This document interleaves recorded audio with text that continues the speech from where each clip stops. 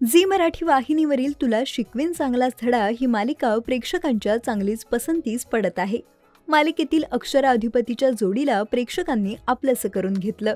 तुला शिकवीन चांगलाच धडा या मालिकेत अक्षराची भूमिका अभिनेत्री शिवानी रांगोळे साकारत आहे, तर अधिपतीच्या भूमिकेत अभिनेता ऋषिकेश शेलार पाहायला मिळतोय। अक्षरा ही उच्च शिक्षित व एका शाळेत शिक्षिका म्हणून कार्यरत असते, यामुळे अधिपती तिला मास्तरीणबाई अशी हाक मारतो। मालिकेत अधिपती हा अशिक्षित व अडाणी दाखवला आहे, मात्र खऱ्या आयुष्यात अधिपती हा उच्च शिक्षित आहे। चला तर मग जाणून घेऊयात अधिपतीचं शिक्षण नेमकं किती झालं आहे। जेव्हा मी जॉब करत होतो MBA झाल्यानंतर, आणि ते सगळं सोडून जेव्हा मी पूर्ण वेळ ॲक्टिंग करण्याचा निर्णय घेतला आणि मुंबईला येण्याचा, तेव्हा माझी आई थोडीशी धास्तावली होती। साहजिक आहे, कारण मध्यमवर्गीय कुटुंब आणि सगळी चांगली नोकरी वगैरे सोडून कुठे जाणार तिकडे, असं तू हाऊस म्हणून आपलं कर थोडं थोडं, असं तिचं होतं। पण मी म्हटलं की नाही, पुन्हा वय निघून गेलं आणि हे मला परत असं रिग्रेट नको आहे, मला करायचं आहे ते करू द्या। तेव्हा माझे वडील म्हणाले होते की नाही, तुला जर करायचं आहे ना तर तू कर, सोडून दे नोकरी बिकरी सगळं आणि तू कर, आम्ही आहोत तुझ्या पाठीशी, बघू पुढचं पुढं, पण जे करतोस ते पूर्ण ताकद लावून कर आणि पूर्ण प्रामाणिकपणे कर, ऑनेस्टली कर, पूर्ण 100% योगदान देऊन कर। सो तेव्हा त्यांनी ते पाठीशी उभे राहिले नसते तर कदाचित मग मी पण एवढं धाडस केलं नसतं आणि उडी मारली नसती कदाचित। पण वडील असं थेट बोलत नाहीत, कॉम्प्लिमेंट द्यायचं तर ते असं आईला सांगतील किंवा त्यांच्या मित्रमंडळींमध्ये बोलतील, असं आहे त्यांचंही आहे। आणि तर मला तर पटकन आठवते, म्हणजे आता आम्ही जेव्हा पहिल्यांदा मी परदेश दौऱ्यावर गेलो होतो 1-1.5 महिना अमेरिकेला, नाटकाचा दौरा घेऊन, तेव्हा त्यांना खूप प्राऊड फील झालं होतं आणि त्यांनी सोशल मीडियावर पोस्ट लिहिली होती। मला काय बोलले नाही, पण त्यांनी पोस्ट लिहिली। सो अशी व्यक्त करण्याची पद्धत, तर त्यांना ते छान वाटलं होतं की आपला मुलगा फायनली परदेशी गेला। आपण नाही जाऊ शकलो, पण तो गेला आणि त्याचं काम घेऊन गेला।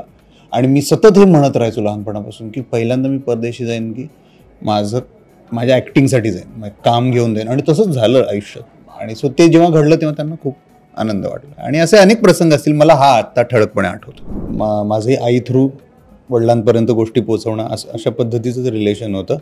आणि जसं सरांचं त्यांच्या वडिलांबरोबर रिलेशन होतं तसं माझं नव्हतं, तर ते थोडंसं काय म्हणायचं त्याला, काय म्हणूया, कसं वॉल आहे खरं तर ती नसायला पाहिजे, पण आता ती आहे, होती लहानपणापासून आणि ती आहे। पण म्हणजे एक आदरयुक्त भीती सतत त्यांची मनामध्ये, आणि पण त्यांनी आमच्यासाठी काय केलंय त्याची चांगली जाणीव मला आहे आणि ते सतत माझ्या पाठीशी उभे होते आणि आहेत।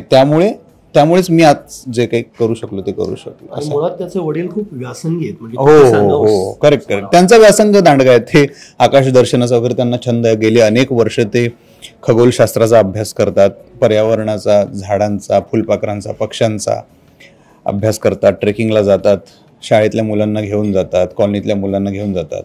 त्यांची संस्था आहे कॉस्मिक आय नावाची, त्यांच्याकडे त्यांचा एक स्वतःचा टेलिस्कोप आहे, त्यातून ते आकाश दर्शन करत असतात। सो हा त्यांचा मोठा व्यासंग आहे। सो हे कुठेतरी नकळत त्यांच्याकडूनही झिरपलेलं असणार माझ्यात की आपला व्यासंग, आपलं पॅशन कसं जपायचं, सो ते त्यांनी त्याच्यात झोकून दिलेलं आहे। सो मीही माझ्या कलेमध्ये आणि माझ्या कामामध्ये एकदा झोकून दिलं की दिलं, एकदा इथे आलं की मग मला बाकी तहानभूक विसरून काम करतो। ऋषिकेशची आई सिव्हिल हॉस्पिटलमध्ये नर्स म्हणून कार्यरत आहे।